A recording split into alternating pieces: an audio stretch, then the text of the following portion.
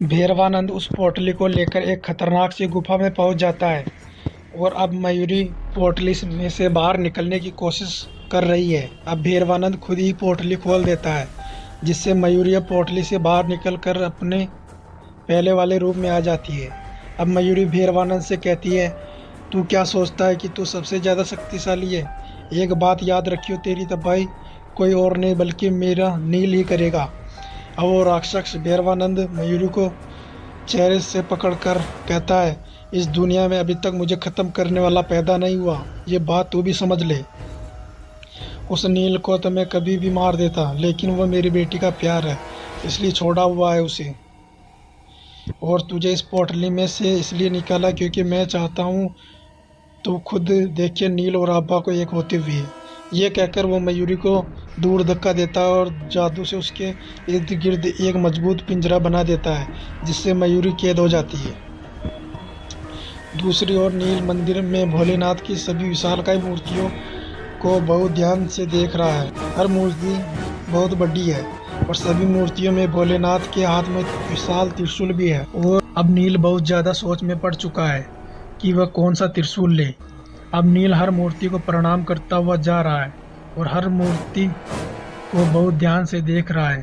तभी एक मूर्ति को ध्यान से देखता है तो महसूस करता है कि वो मूर्ति बाकी सभी मूर्तियों से ज़्यादा विशाल है और एक वही मूर्ति है जिस पर शिवजी भगवान के गले में असली काले रंग का सांप है,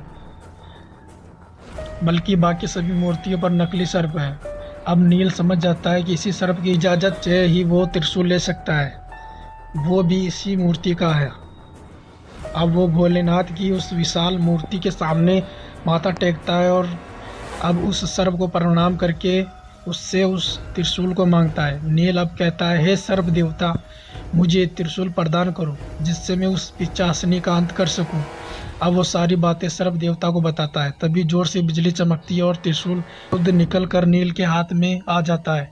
अब वो सर्प बोलना शुरू करता है और कहता है कि तुम एक नेक कार्य के लिए इस त्रिशूल को मांग रहे हो, इसलिए मैं तुम्हें ये सौंप रहा हूँ। जब तक ये त्रिशूल तुम्हारे पास रहेगा तब तक भोलेनाथ की कृपा से बहुत सारी शक्तियाँ तुम्हारे भीतर रहेगी, जिससे तुम उस पिशाचिनी और उसके पिता का सामना कर पाओगे। जब तुम्हारा सारे कार्य खत्म हो जाए तो इसे मुझे लौटा जाना। अब नील उस सर्प को धन्यवाद करता हुए प्रणाम करके जाने लगता है। तभी वो सर्प उसे आवाज़ लगाता है और कहता है, नील रुको जरा। नील रुक जाता है और कहता है, जी सर्प देवता बोलिए। अब वो सर्प देवता कहते हैं, उस पिशाचिनी को तुम केवल उस ट्रेन में ही मार सकते हो क्योंकि उसी में उसका शरीर नष्ट हुआ था, तभी उसे मुक्ति मिलेगी। अब नील कहता है, लेकिन मुझे अब दोबारा वो ट्रेन कहाँ मिलेगी? मुझे तो ये भी याद नहीं कि वो किस ट्रेन से मुझे उस ट्रेन में लेकर गई थी। अब सर्प देवता कहते हैं कि इसके लिए तुम्हें शुरू से शुरुआत करनी होगी। वो ट्रेन वाले पिशाचिनी हर रात उस ट्रेन में चढ़ती है और एक मनुष्य का खून पीती है। अब तुम्हें दोबारा से उस ट्रेन तक पहुंचना है और कुछ इस तरह कि वो पहचान भी ना पाए। अब नील सब समझ जाता है और आशीर्वाद लेकर वहाँ से चला जाता है। बाहर उसे कहीं भी मयूरी नहीं मिलती। वो काफ़ी देर तक मयूरी की आवाज़ देता रहता है, लेकिन जब मयूरी की कोई आवाज़ नहीं आती तो वो समझ जाता है कि मयूरी को भैरवानंद हरा चुका है। अब नील अपने त्रिशूल को माथे से लगाता है, उसके अंदर त्रिशूल की सारी शक्ति आ जाती है और त्रिशूल गायब हो जाता है। तभी एक भविष्यवाणी होती है कि जब भी तुम्हें त्रिशूल की जरूरत होगी तो नेत्र बंद करके ओम नमः शिवाय बोलना, त्रिशूल खुद ब खुद तुम्हारे हाथों में होगा। अब नील एक शक्तिशाली इंसान बन जाता है। अब वो ध्यान करके मयूरी को देखता है और उसे पता चलता है कि मयूरी भैरवानंद की कैद में है। लेकिन अभी नील का लक्ष्य मयूरी को छुड़वाना नहीं है, बल्कि उस ट्रेन वाली पिशाचिनी तक पहुंचना है।